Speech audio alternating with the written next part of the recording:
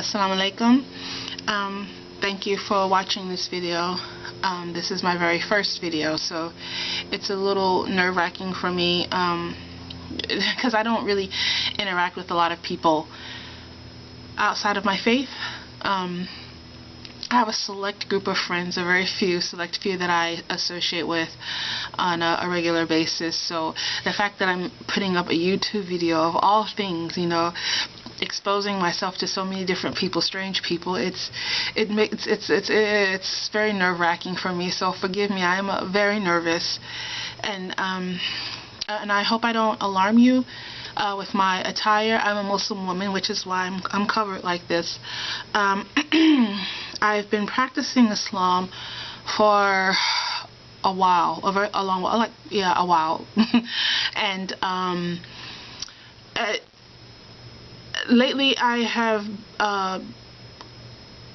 come across some truths that if I say they leave me shocked, that would be an understatement.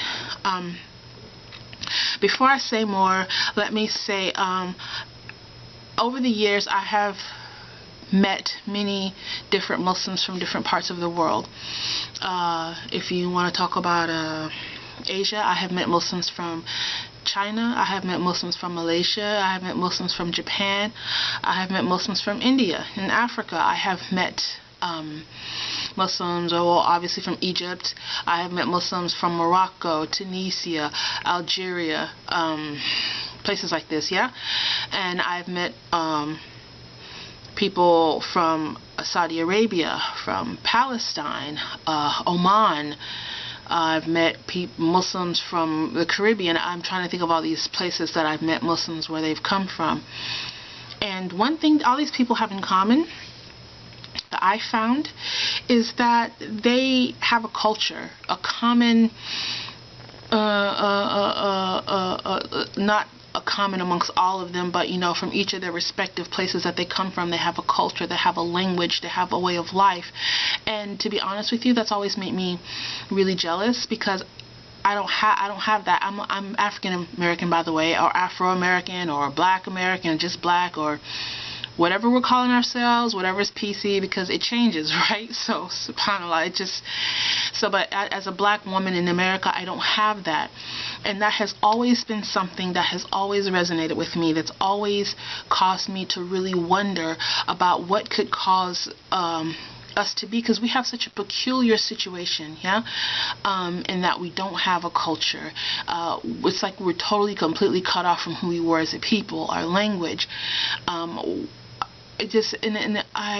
can't tell you how I've often felt so sad, because also dealing with these people from different countries, you'll be amazed at the bigotry, the racism that exists, that many of them are not really even aware that they're racist sometimes.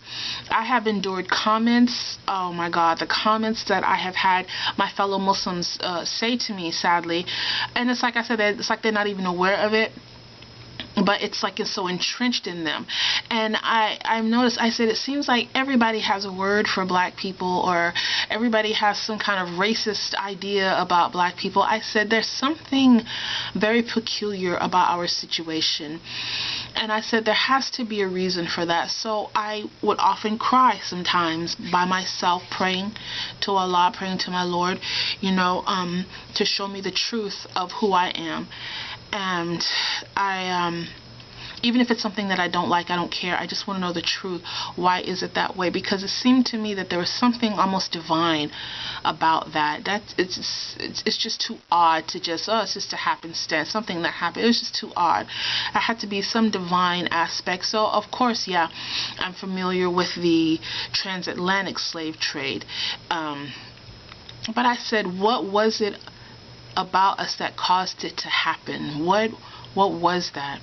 So it led me to want to do some research, because yes, I'm praying for guidance, I'm praying for the truth, but I kind of have to do the work, you know. It's not just going to come to me, you know. So I've been trying to read some things, and what did it for me, I'll tell you. What really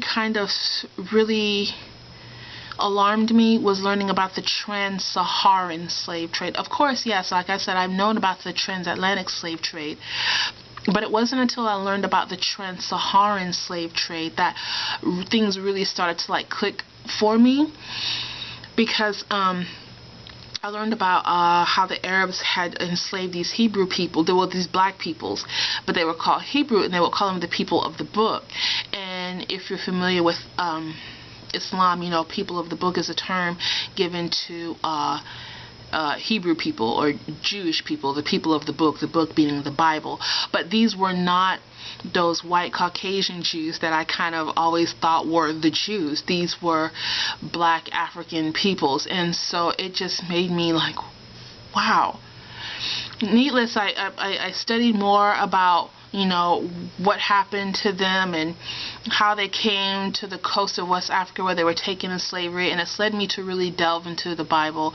You know, as a Muslim, the Quran is the holy book of the Muslims, but we're taught to believe in all the books that came before it, and the Bible being one of them, the Torah, the Injil or the Gospel, the Psalms. We're taught to believe in all these books that came before, because the belief in Islam is that all the prophets before, Prophet Ibrahim, or you call Abraham, or Isaac, Joseph, Moses, they all taught a monotheistic religion. Didn't really have a name. It was just a religion of monotheism. It wasn't until Prophet Muhammad came along and gave it the name Islam. Still the same teachings, you know, the God of Abraham, Isaac, and Moses, and what have you. But it wasn't until, like I said, he came along that he gave it the name Islam. So it's just caused me to come to realization of who I am, that I am a descendant of those Hebrew Israelites. And I tell you, when I found out, I absolutely cried. I absolutely cried, because I felt like what I had been wanting to know, finally, I was coming into the knowledge of. And well, I think my camera's gonna stop, so I'm gonna pause it and then come back and continue, because I don't want it to stop in the middle. So I'll pause right here, and then I'll come right back. Hold on. I'm sorry. So to pick up where I left off, yeah, coming into these truths that I've come into, it's overwhelming. I won't lie, because, you know, it's overwhelming to believe that I could be a descendant of someone with whom the one true God has made a covenant with. I mean, that's amazing. It's something, definitely. At least to me, it is. It's amazing, and it's exciting for those same reasons, but it's also very scary, because I have practiced Islam for so long. My whole life is predicated upon the teachings of Islam, and now I get this information that may threaten to kind of shake that foundation. So it's a little scary to me. But nevertheless, I want to press on, because, like I said, I want to know the truth. I want to know the truth.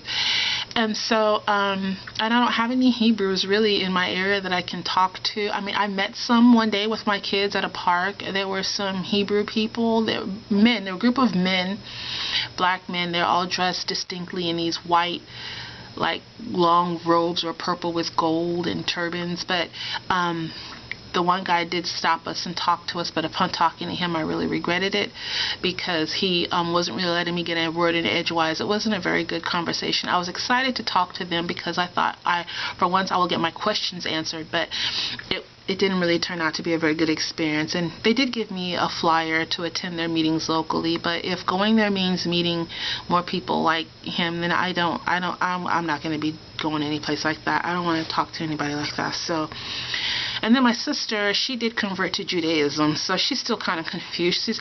Everything that I'm learning, I'm sharing with her, so she's coming into the knowledge of it as well.